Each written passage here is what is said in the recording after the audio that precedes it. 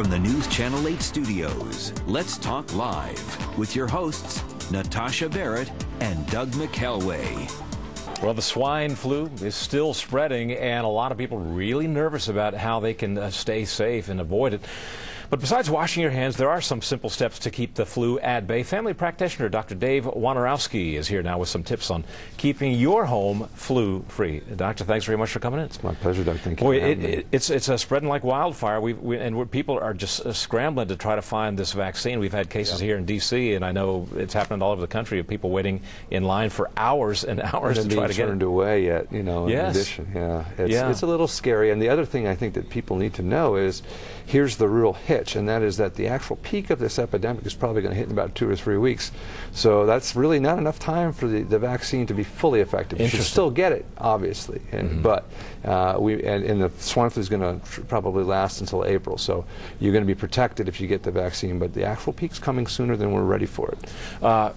Just about the vaccine, before we get into some of your recommendations, some people are resisting getting it because they fear that it is an untested vaccine and there may be risks inherent in it. What's your view of that? There's always risks inherent, and the big scary factor is we don't know who's going to get problems and who isn't. We also don't know who's really going to respond that well to the vaccine.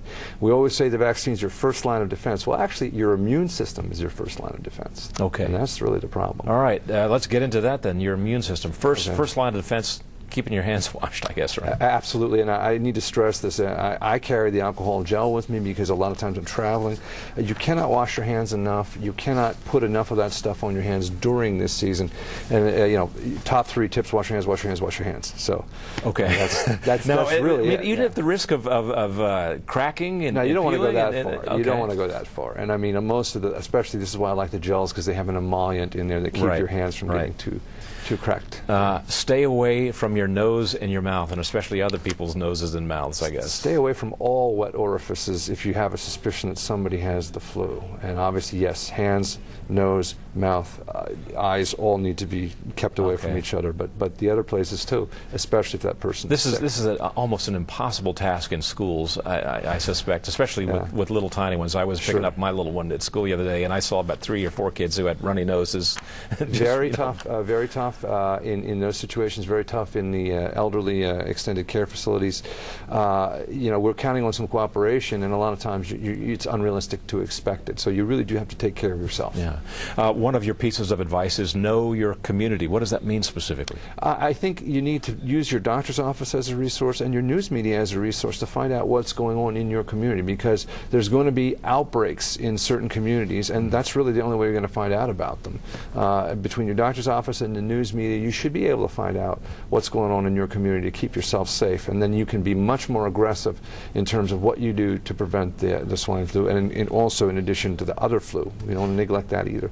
This next recommendation is really key, and I suspect it's especially key in a city where people are so stressed out, like here in Washington, D.C., where people are, foregoing sleep all the time, workaholism and all that sort of stuff. Yeah. Treat yourself well. You have to treat yourself well. Your immune system is your first defense. And even with the vaccine, as I said, people will get vaccinated and still get very sick. Some will even die, not from the vaccine necessarily, but from the swine flu. So your immune system is your first defense, and that means you've got to eat healthy. I have some supplemental recommendations we'll get into. Sleep is critical, and don't overdo it. I know some ultra marathoners out there who have a habit of going out and running 40, 50, 60, 70 miles. This might not be the best time to do that. Wait till this passes before you pound your immune system. Okay. Give yourself a chance. Well, that's great advice. Yeah. I know you did want to get into alternative supplements, because there's some out there that people are unaware of. There are, and I get asked this question a lot, because what if I can't get the vaccine? What, my doctor's not going to give me the actual medications to prevent the flu? And a lot of people wish, geez, maybe I would take the pills if I could get them, even if I didn't have the swine flu. That's not going to happen.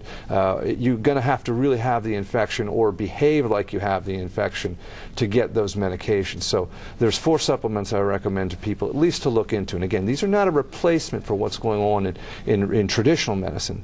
But number 1, TA65, very potent immune strengthener. Probably the only compound like it in the world that does this. I don't know of any other compound that's been tested to show that it actually improves your immune system. Interesting. And then 3 separate supplements that actually have antiviral activity.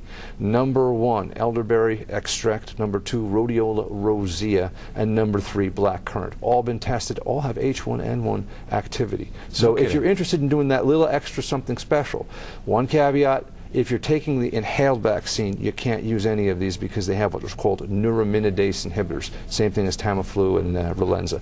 But most people are getting the shots, so it shouldn't be an issue. Just so our viewers can hear that one more time, run through those 4 supplements, just by name only, real quick. If you would. First one, immune strengthener, TA65, TA-65.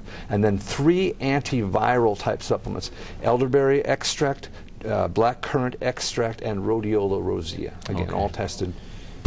Doctor, before we let you go, if all these measures fail, you get the swine flu, what do you need to look out for to avoid it becoming really risky and potentially life-threatening? I know that's a very, very rare circumstance, but what are some warning signs? Yeah, the warning signs that you're getting really sick are respiratory primarily, and again, the problem becomes in the young, the infants, where you really have to watch and you have to know that rapid breathing, nausea, vomiting, those kinds of things. But those things happen in adults too. If you have problems with your breathing, confusion, nausea, vomiting, actually this particular virus, the H1N1, tends to cause a lot of GI distress, more so than the regular seasonal flu. So this is something that you have to watch for, and watch in people that may be getting sick. High fever, respiratory distress, dehydration from nausea and vomiting. All right. Doctor, thank you very much. I'd shake hands, but I'm very leery of it now. Wash them. Wash them. Okay. Pleasure. Thank you very much. Appreciate your advice. Thank you. Coming up in our next half hour, Mary Beth is going to give us some recipes to satisfy your ghouls and goblins this Halloween.